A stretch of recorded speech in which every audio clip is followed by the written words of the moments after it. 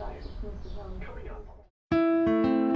name's Darren McDermott, I'm 45 and I live in Stopsley, Luton. I had an ache in my testy area. I went to my doctors and I was given antibiotics for a water infection. I left it, and then in December I thought I can't carry on no more. I'm having to go to bed with a hot water bottle to take away the pain. So I went back to my doctor, and my doctor sent me to the Luton Dunstable Hospital. On my arrival I was at the STD clinic, which is Sexually Transmitted Diseases clinic, which I was tested for 5 STDs. Very, I wouldn't say angry, wouldn't say bitter, but more confused, because I wasn't there for that purpose. I was there because I had an ache. I was then asked to have an ultrascan. Halfway through my ultrascan, the radiologist stopped and said, you need to have a CT scan and you need to have it quick. So again, my fears were becoming reality. I got a call from the consultant who wished to speak to me. He advised me to bring somebody with me. So we went to see him, he sat me down, and he then told me that I had testicular cancer. I went in to the hospital to have my testy removed.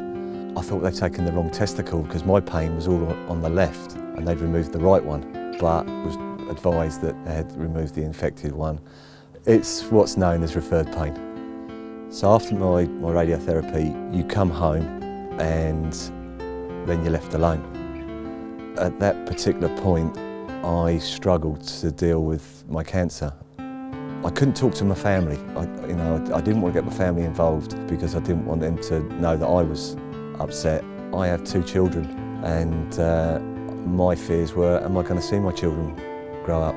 Because I wanted to be part of that. I wanted to see my children grow, because my children are my life, and I didn't want to be taken away by this terrible disease. Like I say, we all come across as this macho type person. You know, I'm a bloke, I'm a geezer, I'm a lad, I can deal with it. And, you know, your children, my children are my life. That's what I live for. And I didn't like the fact that I wasn't going to be around. Because, you know, I want to grow old with my children. I don't want to lose my life to cancer. I couldn't deal with this at all, so I needed help, and that's when I contacted Macmillan. She got me through the troubled times. It was like having my own personal counsellor. I started to feel stronger knowing that she was coming. I had a few anxiety attacks before she came, and once she was here it was fine. It was as if she was like, I don't know, like an angel, if you so to speak. She came in, and after she went I felt great. You try and hit it head on, but you have days where you can't. You have days where even now it comes back and it's just like literally smacks you in the face, and you think, oh geez, where did that come from? Now I felt real anger because the fact that I didn't want to have more children, at the time I was 42, I didn't want cancer to make that decision. I wanted to make that decision. So what right did cancer have to say to me, you're not going to have children anymore?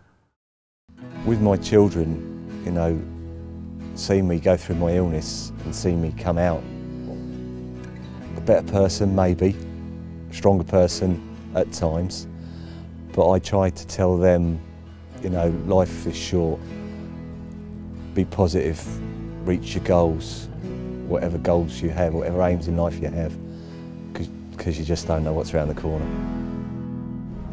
For information, help, or if you just want to chat, call the Macmillan support line on 0808 808 0000 or visit macmillan.org.uk.